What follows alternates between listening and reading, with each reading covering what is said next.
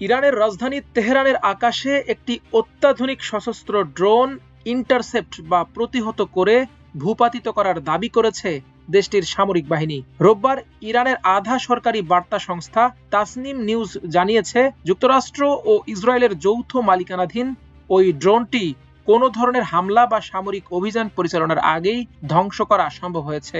এক প্রতিবেদনে এ তথ্য জানিয়েছে আল জাজিরা।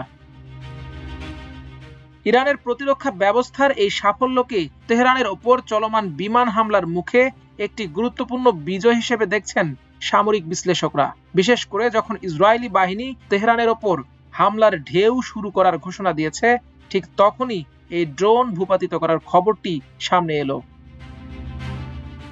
ইরানের সামরিক কমান্ডের পক্ষ থেকে দেয়া এক বিবৃতিতে জানানো হয়েছে, বর্তমান এই চাপিয়ে দেয়া যুদ্ধ শুরু হওয়ার পর থেকে এখন পর্যন্ত শত্রুপক্ষের ১২৭টি উন্নত মানের ড্রোন ধ্বংস করেছে তাদের আকাশ প্রতিরক্ষা বাহিনী। বিভিন্ন মডেলের এই ড্রোনগুলো ইরানের আকাশ সীমায় অনুপ্রবেশের সময় নির্ভুলভাবে লক্ষ্যবস্তু করা হয়েছে বলে দাবি করা হয়েছে। তেহরানের সুরক্ষা নিশ্চিত করতে এবং শত্রুর আকাশ পথের নজরদারি ও আক্রমণ নস্যাৎ করতে দেশটির প্রতিরক্ষা ব্যবস্থাগুলো বর্তমানে সর্বোচ্চ সতর্ক অবস্থায় রয়েছে। এই ধারাবাহিক সাফল্যের মাধ্যমে ইরান তাদের সামরিক সক্ষমতার এক শক্তিশালী বার্তা বিশ্ববাসীকে পৌঁছে দিচ্ছে।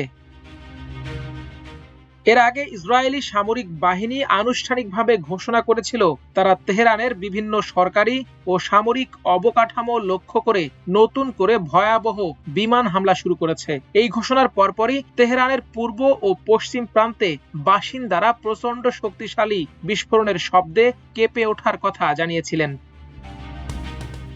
ইরানের দাবি অনুযায়ী তারা প্রতিটি অনুপ্রবেশকারী ড্রোন শনাক্ত করে ধ্বংস করতে সক্ষম হচ্ছে, যার সর্বশেষ উদাহরণ এই সশস্ত্র ড্রোনটি। যদি সত্যি ইসরায়েলি ও মার্কিন ড্রোনের একটি বড় অংশ ধ্বংস হয়ে থাকে, তবে তা এই যুদ্ধের গতি প্রকৃতিতে নতুন প্রভাব ফেলতে পারে।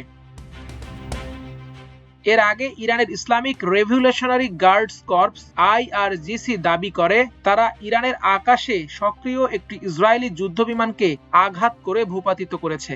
IRGCর উদ্ধৃতি দিয়ে রাষ্ট্রীয় সংবাদ মাধ্যম IRNA জানায়, এটি যুদ্ধের সময় তৃতীয় এমন ঘটনা। তাদের দাবি, এই যুদ্ধবিমানটি লক্ষ্য বস্তুতে পরিণত হয়েছিল তাদের আকাশ প্রতিরক্ষা ব্যবস্থার মাধ্যমে। তবে ইসরায়েলি সামরিক বাহিনী এই দাবি প্রত্যাখ্যান করেছে।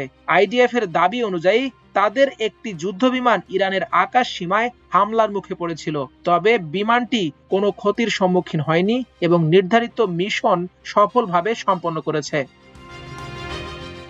মাল্টিমিডিয়া ডেস্ক, আমার দেশ।